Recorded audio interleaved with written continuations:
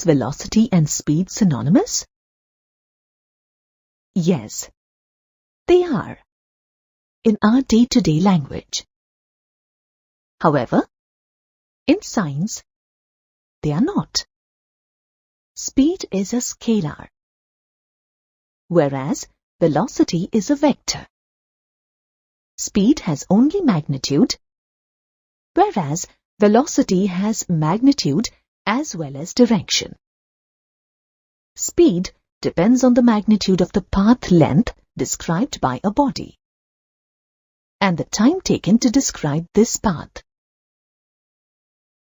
Velocity, on the other hand, depends on the displacement of a body and the time taken for this displacement.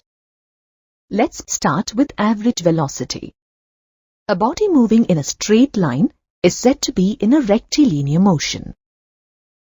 Let's plot an xt graph of this motion. A body starts at the origin and travels through a certain distance x meters in time t seconds. Let us mark 2 points A and B on the graph obtained. Let us study the motion of the body from point A to point B in detail. x1 and x2 are the positions of the body at time t1 and t2 respectively. The displacement delta x is the difference between x2 and x1. The time interval delta t is the difference between t2 and t1. The average velocity is the ratio of the change in position or displacement delta x and the time interval delta t in which the displacement occurs. The SI unit for velocity is meter per second. The velocity of vehicles is generally expressed in kilometers per hour. Let us take the readings from the graph and calculate the average velocity of the body from point A to point B. Delta x is equal to x2 minus x1 is equal to 42 minus 10 is equal to 32 meters. Delta t is equal to t2 minus t1 is equal to 7 minus 3 is equal to 4 seconds. V bar is equal to 32 by 4, which is equal to 8 meters per second. V bar represents the slope of the line joining points A and B. Slope is equal to tan theta is equal to x2 minus x1 by t2 minus t1. If you observe the graph carefully, you will find that the displacement is different in different intervals of time. That is, from the 3rd to the 4th second, from the 4th to the 5th second, and so on. For calculating the average velocity, we take the total displacement and total time elapsed. In other words, it is the average of different velocities obtained at different instants of time. For example, when a car is traveling on a straight road, the velocities at various instances of time, say t1, t2 and t3, are taken as v1, v2 and v3 respectively. Then the average velocity is the average of the 3 velocities recorded. Let us consider a scenario where a person is traveling from his home to his workplace and back home in his car. The path traversed by him is a straight line. When he goes to work, the displacement of the car is equal in equal intervals of time. Here, the displacement is considered to be in the positive direction. The xt graph, when plotted for this motion, is a straight line passing through the origin and making a positive acute angle theta with the time axis. The car is in a state of rest or at the same position for some time as long as the man is at his workplace. For that time span, we get a straight line parallel to the time axis when plotted on the graph. When the man returns home, the car makes equal displacements in equal intervals of time, in the negative direction. The graph now is a straight line, making a negative slope with the time axis. When the total displacement of the car is considered, it is 0. We know that speed depends on the magnitude of the path length described by a body and the time taken to describe this path. Average speed is the ratio of the total path length and the total time taken for the motion. The unit for average speed is the same as that for average velocity. That is, meters per second or kilometers per hour. When a body moves in a straight line in the same direction throughout its motion, the magnitude of the displacement is equal to the total path length.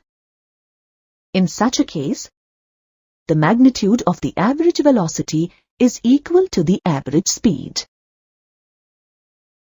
Joe travels by a car from his residence to his office, which is 15 kilometers away on a straight road, in 1 hour. We can say that the average velocity of the car is 15 kilometers per hour. Does the speedometer of the car show a reading of 15 kilometers per hour throughout the journey? No. The speedometer reading was fluctuating continuously between 0 kilometers per hour at signals, 5 kilometers per hour at traffic jams, and 60 kilometers per hour on the freeway. When a body moves in a straight line, the magnitude of its velocity is equal to its speed. The speedometer reading gives the instantaneous velocity at that particular moment. What is instantaneous velocity? The velocity at an instant or instantaneous velocity is defined as the limit of the average velocity as the time interval, delta t, becomes infinitesimally small.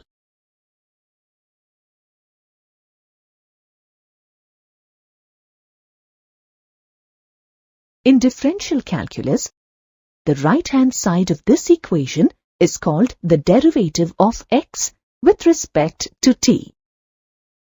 It represents the rate of change of position with respect to time at that instant of time. We can obtain the value of instantaneous velocity either from the xt graph or numerically using differential calculus if the relation between x and t is known for the motion. Let's understand how to calculate instantaneous velocity using an xt graph. We first mark a point P on the graph at which the instantaneous velocity of the body has to be found. We mark 2 points, P1 and P2, on either side of P. Join points P1 and P2. Find delta t and delta x. When delta t is reduced, we get lines Q1, Q2, etc. On further decreasing the value of delta t, we finally get one line, which is the tangent to the curve at point P. The slope of this tangent represents the instantaneous velocity at point P. Slope is represented by tan theta as shown in the graph. This graphical method of finding the instantaneous velocity at any point is cumbersome. Therefore, we generally use the numerical method using calculus for finding the instantaneous velocity at any point. Let's solve a problem using this numerical method. The position of a particle that moves along a straight line is defined by the relation x is equal to t cube minus 6t square minus 15t plus 40, where x is expressed in meters and t in seconds.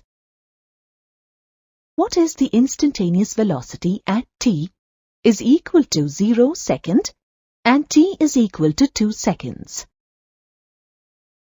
What is the average velocity between t is equal to 2 seconds and t is equal to 4 seconds? Solution. The equations of motion are x is equal to t cube minus 6t square minus 15t plus 40. V is equal to dx by dt is equal to 3t square minus 12t minus 15. Label these equations 1 and 2. At t is equal to 0 seconds, we need to find the value of v. Substituting t is equal to 0 in equation 2, v is equal to minus 15 meters per second. The particle here is moving towards the left. At t is equal to 2 seconds, we need to find the value of v. Substituting t is equal to 2 in equation 2, v is equal to 3 multiplied by 2 square minus 12 multiplied by 2 minus 15.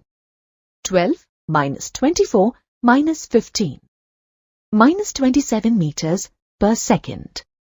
The particle here is moving towards the left. Average velocity is equal to x4 minus x2 by 4 minus 2. To find x4, we need to substitute t is equal to 4 in equation 1. x4 is equal to 4 cube minus 6 multiplied by 4 square minus 15 multiplied by 4 plus 40 is equal to minus 52 meters. The particle is situated to the left side of the origin. Similarly, to find x2, we need to substitute t is equal to 2 in equation 1. x2 is equal to 2 cube minus 6 multiplied by 2 square minus 15 multiplied by 2 plus 40 is equal to minus 6 meters. The particle is situated to the left side of the origin. Average velocity is equal to x4 minus x2 by 2 minus 52 minus of minus 6 by 2 is equal to minus 46 by 2, which is equal to minus 23 meters per second. Therefore, the average velocity between t is equal to 2 seconds and t is equal to 4 seconds is minus 23 meters per second.